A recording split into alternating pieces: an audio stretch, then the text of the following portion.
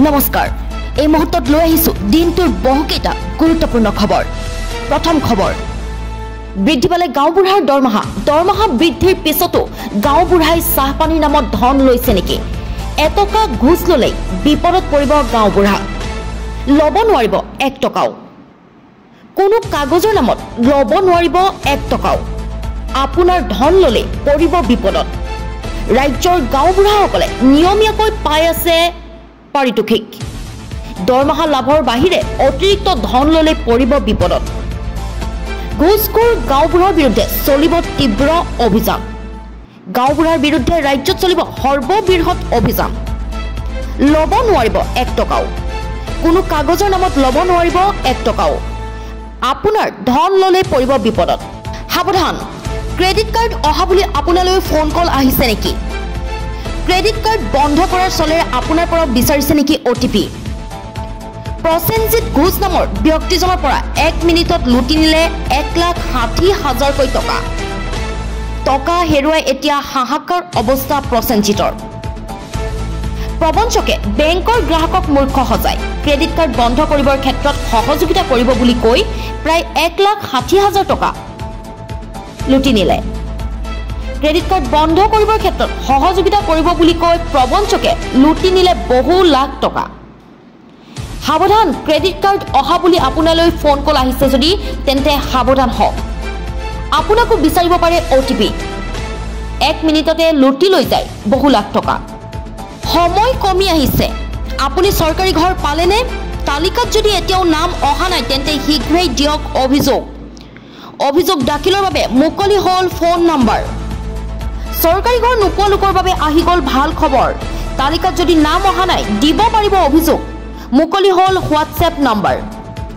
WhatsApp নম্বৰটো হৈছে 8810389745। কেঁচা ঘৰৰ ফটো তুলি দি পঠিয়াই দিয়ক হোৱাটছএপ নম্বৰত। কেঁচা ঘৰৰ ফটো তুলি পঠিয়াই দিয়ক হোৱাটছএপ নম্বৰত। ফোন কৰিও ঘৰ নোপোৱাৰ বাবে দিব পাৰিব অভিযোগ।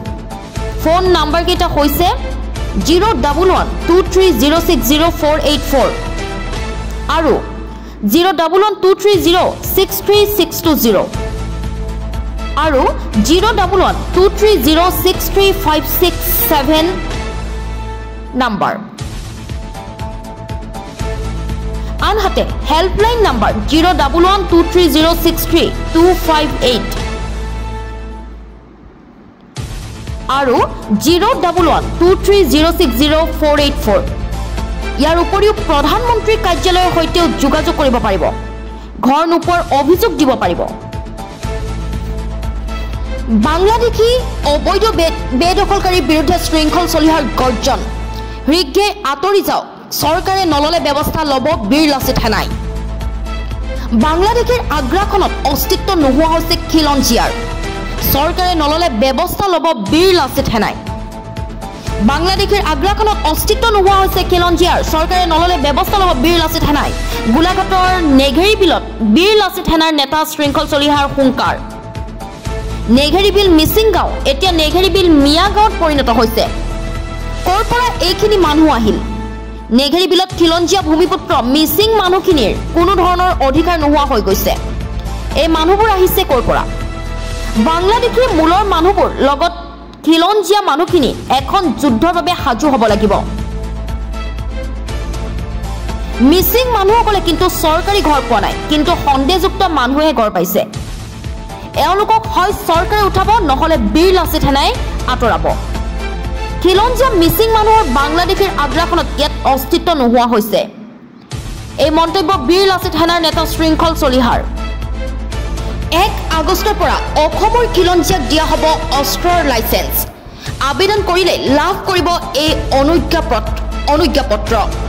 1 আগষ্টৰ পৰা মুকলি কৰা হ'ব পৰ্টেল। গৰুখুটিৰ কৃষকসকলেও আবেদন কৰিব পাৰিব। 1 আগষ্টৰ পৰা খিলঞ্জীয়াক দিয়া হ'ব লাইচেন্স। পৰ্টেলত আবেদন কৰিলে পাব অনুজ্ঞাপত্ৰ। 1 আগষ্টৰ পৰা অসমৰ খিলঞ্জীয়াক দিয়া হ'ব অস্ত্ৰৰ লাইচেন্স। আবেদন কৰিলে লাভ কৰিব এই অনুজ্ঞাপত্ৰ। সংখ্যালঘু অধ্যুষিত জিলাৰ খিলঞ্জীয়াই কৰিব পাৰিব আবেদন। 1 আগষ্টৰ পৰা মুকলি কৰা হ'ব পৰ্টেল। গৰুকুটিৰ কৃষকসকলেও আবেদন কৰিব পাৰিব। ধুবুৰী, গোৱালপাৰা, বৰপেটা, ৰূপহী, নগাঁও, ঢিং, লাহৰীঘাট, লখিমপুৰ, মৰিগাঁও, দৰঙৰ লগতে সংখ্যালঘু জিলাৰ খিলঞ্জীয়াই অস্ত্ৰৰ বাবে কৰিব পাৰিব আবেদন। মুখ্যমন্ত্ৰীয়ে কৰিলে ডাঙৰ মন্তব্য। 1 আগষ্টৰ পৰা অসমৰ খিলঞ্জীয়াক দিয়া হ'ব অস্ত্ৰৰ লাইচেন্স।